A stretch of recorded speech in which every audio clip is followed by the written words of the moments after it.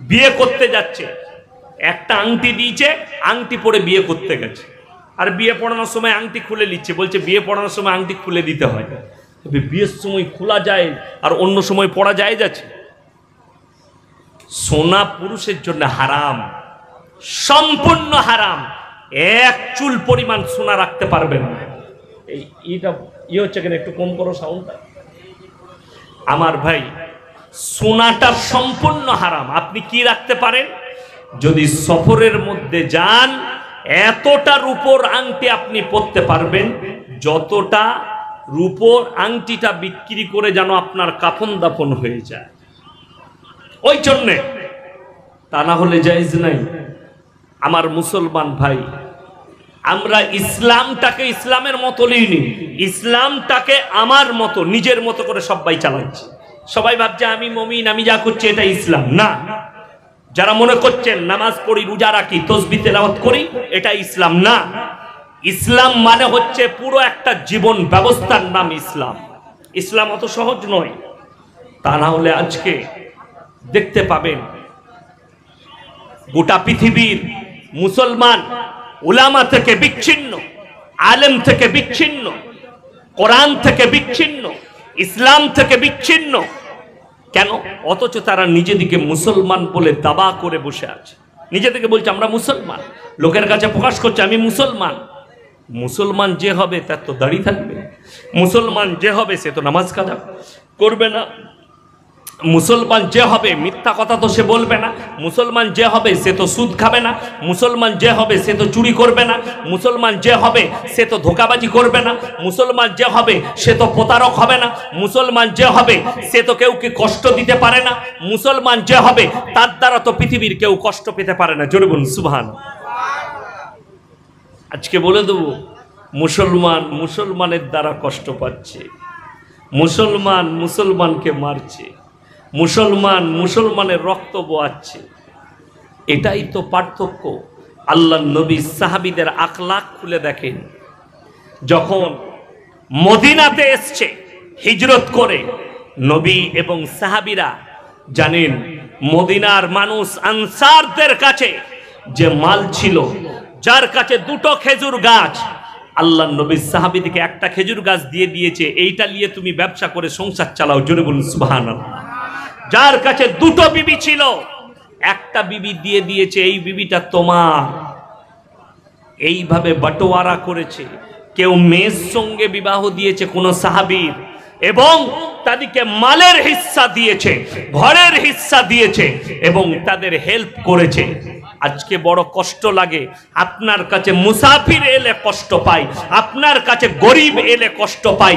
আপনাকে আল্লাহ মাল দিয়েছে, আপনি গরিবের খোঁজ রাখেন না, আর নিজেকে মুমিন বলে পরিচয় দেন।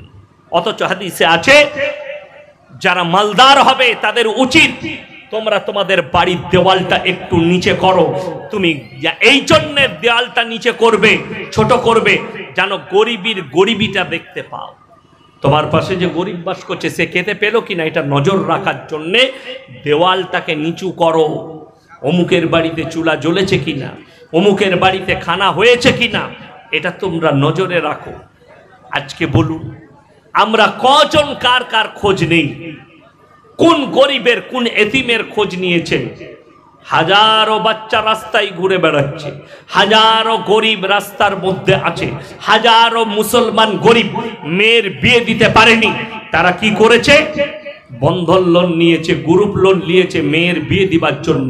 শুনে রেখে দেন, একটা গ্রামে কোনো গরিব সে যদি বাড়ি করার জন্য গ্রুপ লোন নেয়, বন্ধন লোন নেয়, মেয়ের বিয়ে দিবার জন্য বন্ধন লোন নেয়, সে একা পাপী নয়।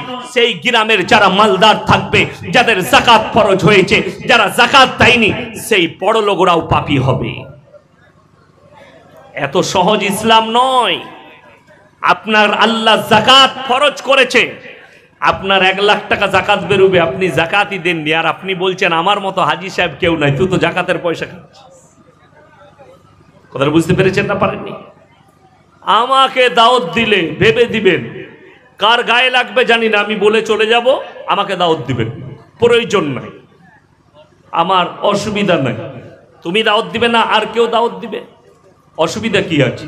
কিন্তু আমাকে দাওয়াত দিলে তোমার গায়ে লাগবে না, কোথায় ফোঁসা পড়বে আমি জানি না, আমার কথা আপনাকে শুনতে হবে। যদি আপনার মনে হয় আপনি ভুল বলছেন, কেটে দেন আমার কাছে এসে, যে আপনি রং বললেন, কেটে দেন, আমি আপনার কথা মেনে নেব। আপনি বুঝিয়ে দিবেন কোরআন হাদিস দ্বারা যে দান করা যাবে না, কোরআন হাদিস দ্বারা তাকে গরিবকে দেওয়া যাবে না, খালি বুঝিয়ে দিয়ে চলে যান, আমি আপনাকে কোরআন শুনিয়ে দেব। ওই জন্যে তো মুসলমানের বরকত নেই। কোরআনে আছে ও আতিদাল কুরবা, কাছের গরিবকে দেখো। আপনার কাছের গরিব, সে আপনার হেল্প করেনি। এখন তো লোক জানেন কুরবানির গোশ কাকে দেয়? বড় লোককে লয়, যে গরিবটা ওর ঘরের কাজ করবে তাকে দিবে। তাহলে তুমি কাজের বদলে দিচ্ছ না গরিব হিসাবে দিচ্ছ? কথাটা বুঝতে পারেননি? হ্যাঁ, আমার বাড়িতে কাজ করুক আর না করুক, আমার বাড়িতে সে আসুক আর না আসুক, আমার সঙ্গে সে কথা বলুক আর না বলুক, গরিব যখন ওর বাড়িতে পৌঁছাও, এটা হচ্ছে ইসলাম, এটা হচ্ছে ইসলাম। আপনি যদি বলেন এই গরিবটা আমার কথা শুনে না, তা বলে তাকে দান করব না। একটা গ্রামে যদি 10 জন বড় লোক থাকে, খুব ভালো করে বুঝবেন, 1 লাখ টাকা নয় 50,000 করে যদি জাকাত বের হয়, 5-10 কত হলো? 50, 5 লাখ টাকা। 5 লাখ টাকা যদি হয়, বছরে যদি বলে প্রতি বছর আমরা জাকাতের পয়সা জোগাড় করে একটা করে মেয়ের বিয়ে দিয়ে দেবো, গরিবকে আর কি নিতে হবে? বন্ধন লোন নিতে হবে? সবাই জানে এই বছরে অমুকের মেয়ের বিয়ে হয়েছে, আমি গরিব, সামনে বছরে আমার নম্বর আসবে, এটা জানবে না? জানবে না, কথা বলে। কিন্তু আমরা গরিবরা জানে, আমাদেরকে হেল্প করে না। আরে দেখিয়ে তো আমি কলকাতা বর্তমানে কুকুরের পেছনে 10,000 খরচ করে হারামখোর কোন গরিব মানুষ তার দরজায় এসে মেয়ের বিয়ের জন্য চাইলে হারামখোর 10 টাকা দেয়। কুকুরের পেছনে 30,000 খরচ করে। যেমন আমাদের দেশে করোনা হয়েছিল না হয়নি? কথা বলেন। করোনার সময় দেখেছিলেন হাজার হাজার শ্রমিক দিল্লি, বোম্বাই, গুজরাট থেকে, হায়দ্রাবাদ থেকে হেঁটে হেঁটে বাড়ি ফিরেছে, বিহারের আর বাংলার মানুষ, ঠিক কিনা? কথা বলে। গাড়ি বন্ধ, পাইদল যাও, হেঁটে হেঁটে গেছে। কত পেরেশানি জানেন? কোথাও পুলিশে পেরেশানি করেছে, কোথাও আপনার সিআরপিএফ এ পেরেশানি করেছে, তাদেরকে ভালো করে চলতে দেয়নি রাস্তাঘাটে, তাদের উপরে অত্যাচার করেছে। হ্যাঁ, আমাদের দেশের কুত্তা মিডিয়াওয়ালারা অস্ট্রেলিয়া থেকে আমাদের দেশের প্রধানমন্ত্রী 4টা না 5টা চিতা বাঘ এনে এলো, 7টা। 3 दिन खाली मीडिया गुलो ओদের पोंदे पोंदे घुरिए बेरिएছিল कैमरा लिए। ये देखिए चीता जो है अभी खाना खा रहा है, चीता जो है अभी पेशाब कर रहा है, चीता जो है अभी पैखाना कर रहा है। अबे देश के लोग मर रहा था, तब तू क्या कर रहा था? देशेर मानुष मारा जाच्छे, तखन एकटा गाड़ी दिते पारेनी। हार चीताबागेर सेवा करछे, बोले हमारे देश के प्रधानमंत्री जी कितने अच्छे हैं, जानवर से कितना मोहब्बत करते हैं। अबे इंसान से तो पहले कर ले, इंसान आगे ना जानवर आगे? कथा बोले। यदि बोले जानवर आगे যারা বলবেন তাদেরকে কোরআন শোনায়, ইন্না জাআলনা মা আলাল আরদি যিনাতাল লাহুম লিনাবলুয়াহুম আইয়ুকুম আহসানু আমালা। হে আমার বিশ্ব নবী, পৃথিবীর মানুষকে বলো, এই গোটা পৃথিবীটা আমি আল্লাহ সুসজ্জিত করেছি শুধুমাত্র আমার বান্দাদের জন্য। জোরে বলুন সুবহানাল্লাহ। যা কিছু আছে আমি আমার বান্দার জন্য সুসজ্জিত করেছি। ওয়া ইন্না লা জাইলুনা মা আলাইহা সাইদান জুরুজা। হে আমার বিশ্ব নবী, এই সুসজ্জিত দুনিয়াকে এমন একটা দিন আসবে যেদিনে আমি আল্লাহ ধুলি কোনায় পরিণত করে দেব। এটা কোরআন আমার কাছে। অন্য জায়গায় আল্লাহ বললেন, হে আমার নবী, পৃথিবীতে যতগুলো আমার সৃষ্টি আছে সব থেকে উত্তম সৃষ্টি হচ্ছে মানুষ। জোরে বলুন সুবহানাল্লাহ। সুন্দর রূপে সৃষ্টি করেছি, যাদিকে আকৃতি দিয়েছি, সৌন্দর্যতা দিয়েছি, ব্রেন দিয়েছি, বুদ্ধি দিয়েছি, বিবেক দিয়েছি। আপনাকে বলে দিই, খুব ভালো করে বুঝবেন মানুষ কি জানোয়ার কি। যে সমস্ত বড় লোকরা कोलकाता टाउन में बस करे, दिल्ली, बम्बई, कान खुलकर सुन लो, जो कहते हैं हम जानवर से मोहब्बत करते हैं और इंसान को मारते हैं। इंसान को भगाते हैं। जो इंसान को खाना नहीं खिलाता और जानवर को खिलाता है वो तो खुद जानवर है। কালকেই যখন ফেসবুকে বায়ানটা যাবে অনেক মাল গালি দিতে লাগবে। কারা? যারা কুকুরকে ভাত দেয়, লোক মানুষকে দেয় না। যাদের বউরা কুকুরের পাশে শোয় সেই মাল কটা কাল আমাকে গালি দেবে, ফেসবুকে দেখতে পাবে। যারা গাল দিচ্ছে ও মাল কটার বউরাই কুকুরের সাথে শোয় আর কুকুরের পেছনে টাকা খরচ করে। আপনাকে বলে দিই, ইনসান আর জানোয়ার আল্লাহ কতটা পার্থক্য করেছে আপনারা বলুন। মানুষের পরিচয় বাপের দ্বারা না মায়ের দ্বারা? কথা বলে বাপের দ্বারা। আপনারা আমার মাকে চিনেন না আমার বাবাকে? কথা বলে না? আমার আব্বাকে চিনে, মোল্লা শওকত আলী সাহেবের ছেলে, ঠিক কিনা? আমার মায়ের নাম কেউ জানেন না কেন? আল্লাহ তাআলা এটা বড় দৌলত দিয়েছে পৃথিবীর যতগুলো সৃষ্টি আছে যে মানুষের পরিচয় হবে বাপের দ্বারা, এটাই হচ্ছে হালাল পরিচয়। আর জানোয়ারের পরিচয় হচ্ছে মায়ের দ্বারা। জোরে বলবেন না সুবহানাল্লাহ? এ ভাত খেয়েছেন রাতের বেলায়? খাননি? সুবহানাল্লাহ বলতে লজ্জা লাগছে? জোরে বলুন সুবহানাল্লাহ। আল্লাহ আপনাকে বাপের দ্বারা পরিচয় দিয়েছে যে এটা অমুক বাপের সন্তান। জানোয়ারের পরিচয় হচ্ছে মায়ের দ্বারা। কুকুরের পরিচয় কি বলে? ওই কুকুরটার ছানা এটা, বলে না? বলে না? এই দেখ এই বিড়ালটার ছানা এটা, ওই দেখ ওই শুয়োরটার ছানা এটা। আমরা গায়ের বাচ্চা বলি না ষাঁড়ের বাচ্চা বলি? গায়ের বাচ্চা। সালা মাঠে ঘাটে কোথায় গেছে, কে চেপেছে কেউ জানে না, কিন্তু গায়ের বাচ্চা হয়েছে মানে গায়ের বাচ্চা, ওই গাইটার বাচ্চা, ঠিক কি না? কথা বলেন। আমেরিকা, লন্ডন, ব্রিটেনে সরকার পার্লামেন্টে পাস করিয়েছে, এরপর সেখানে মায়ের পরিচয়ে ছেলেরা বাঁচতে পারে। তার মানে ওর মায়ের সাথে যে কেউ শোক, ছেলেটা মায়ের। মানে এদের আর জানোয়ারের কোনো পার্থক্য হলো? কথা বলেন না। আমার আল্লাহ পার্থক্য এটাই দিয়েছে যে একটা জানোয়ারের জীবজন্তুর পরিচয় হচ্ছে মায়ের দ্বারা, আর একটা ইমানদার মুমিনের মানুষের পরিচয় আমি আল্লাহ দিয়েছি তার বাপের দ্বারা। জোরে বলুন সুবহানাল্লাহ। ওই জন্য আপনি মানুষ, ওই জন্য আল্লাহ আপনাকে এত সুন্দর বানিয়েছেন, ব্রেন, বুদ্ধি, বিবেক দিয়েছেন।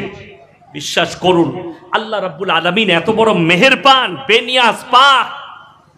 যারা এখানে পাপ করেন, যে সমস্ত মাদের কানে আমার আওয়াজ যাচ্ছে, যারা পরকিয়া করে, যারা জিনা করেছে পুরুষরা, যে মেয়েরা জিনা করো, তারা কান খুলে শোনো, যে বাচ্চাটা তোমাদের কোকে আসবে সেই বাচ্চা পাপী নয়, মা আর বাপ পাপী। যদি কেউ নিজের অবৈধ বাচ্চা মারা যায়, সেই ছেলেটা জান্নাতি, আমি ইয়াসিন বলে যাচ্ছি।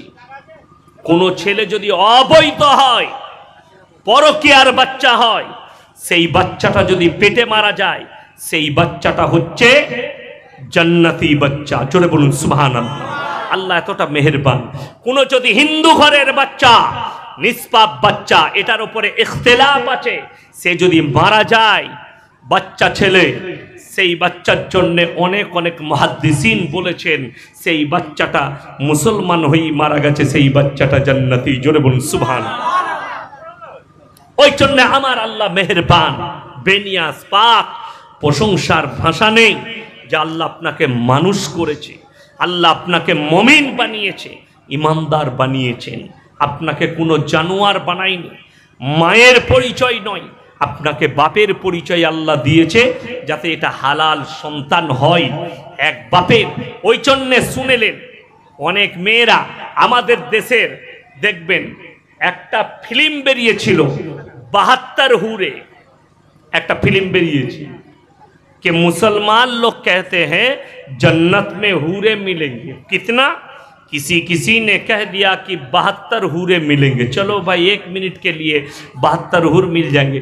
इन लोग के पास क्या जवाब है?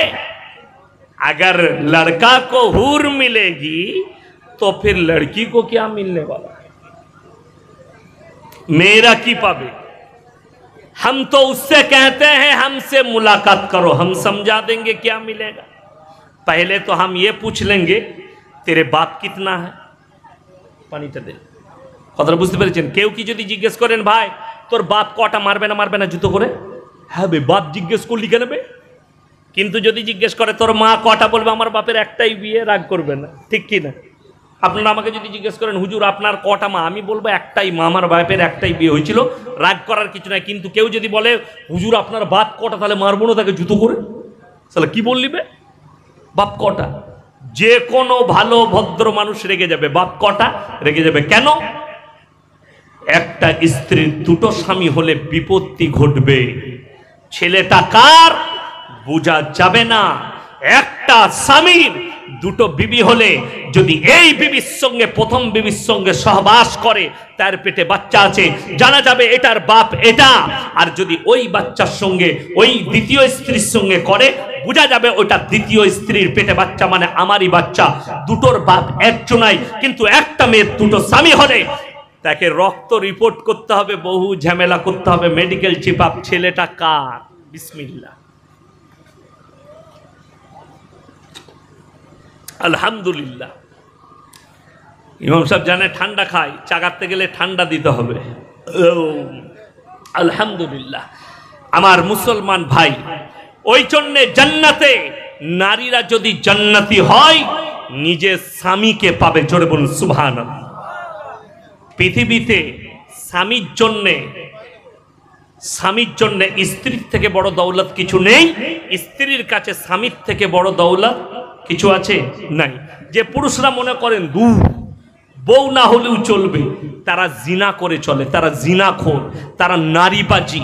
সেই পুরুষরা শোনো, আমার আল্লাহ রাব্বুল আলামিন কোরআনে বললেন, যুয়িনা লিন-নাসি হুব্বুশ শাহাওয়াতি মিনান নিসা।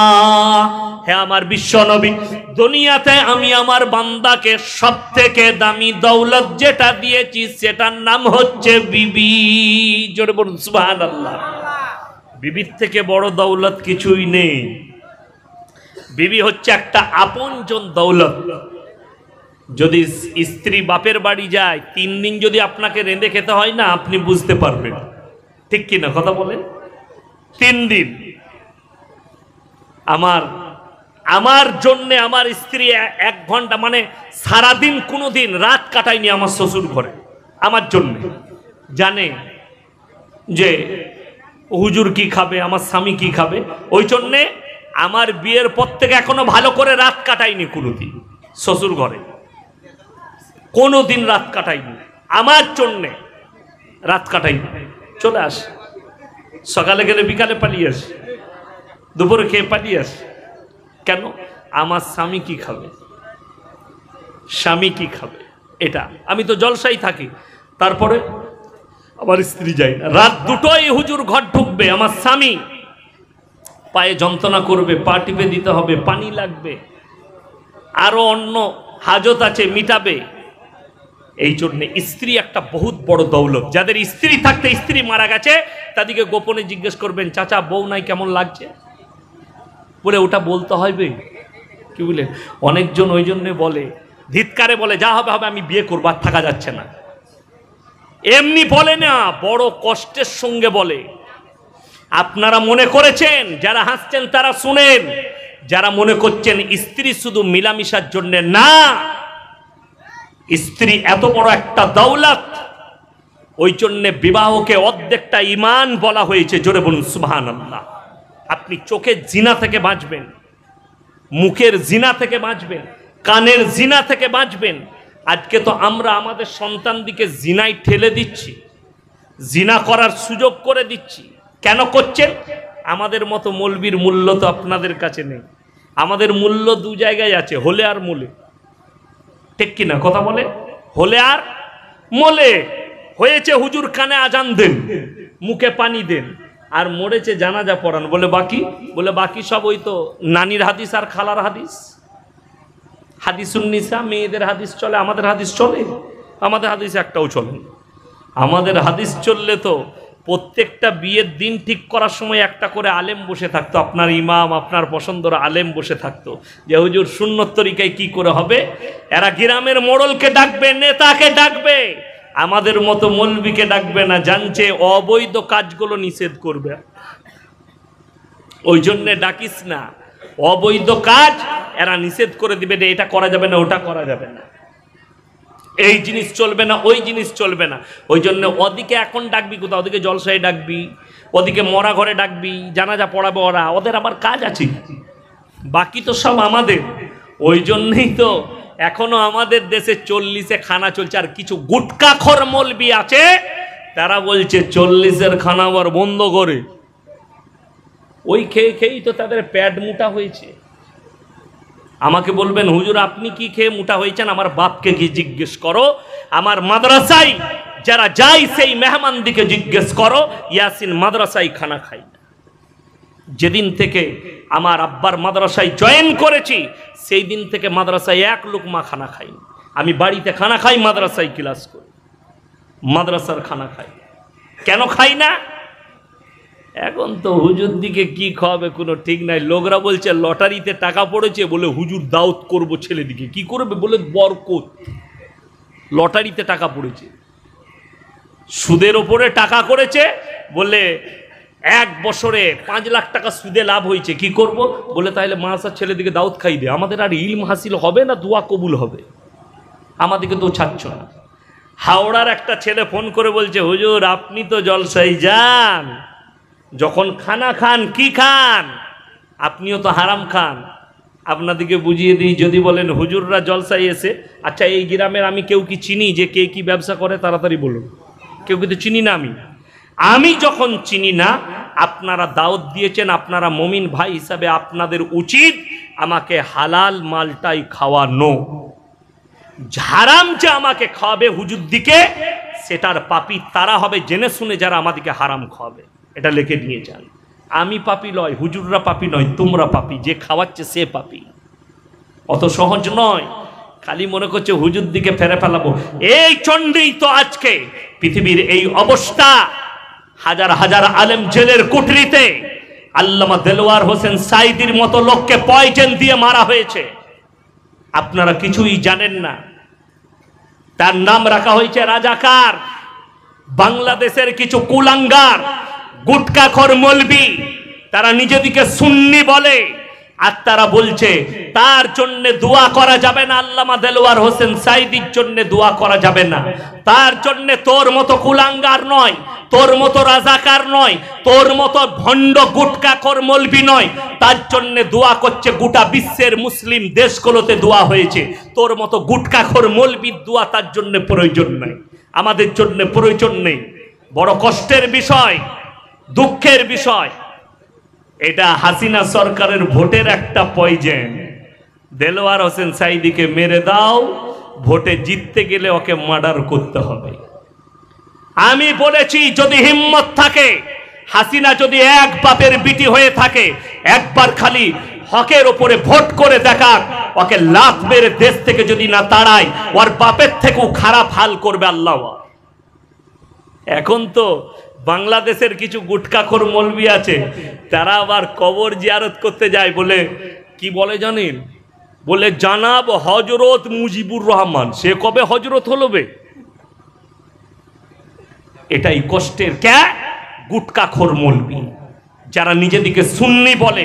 এরা দেশের মানুষকে, এরা সুন্নির মৌলবি কটা, এই বাংলাদেশের কটা সুন্নি মৌলবিকে দেখলাম যারা বলছে এর জন্য দোয়া করা যাবে না, সে রাজাকার ছিল। এই মৌলবি কটা 1 নম্বর গুটকাখোর আর রাজাকার। আর এই মৌলবি কটা এরা হালুয়া রুটি খায়, এরা ফতিহা করে খায়, এরা লোকের ঘরে কোরআন খানি করে দাওয়াত করে খায়, আর এরা হারামের পথে আছে। তার জন্য হক পথ এদের পছন্দ হয় না। এরা কবর পুজো করে খায়, এদের কবর পুজো করে পেট চলে, কবরে সিজদা করে পেট চলে, কবরে চাদর চড়িয়ে পেট চলে। যার কারণে ইয়াসিনের বায়ান তাদের কাছে শোনা যাবে না। মুর্শিদাবাদের এক জোকারকে দেখলাম। কি বলেন? জোকার মানে জানেন? জোকার জাদুখালা দেখায়, জানেন জাদুখালা? কালো বিভিন্ন রকমের পোশাক পরে, এরকম কি রকম আলখেল্লা জামা পড়েছে, আর কিরকম কালার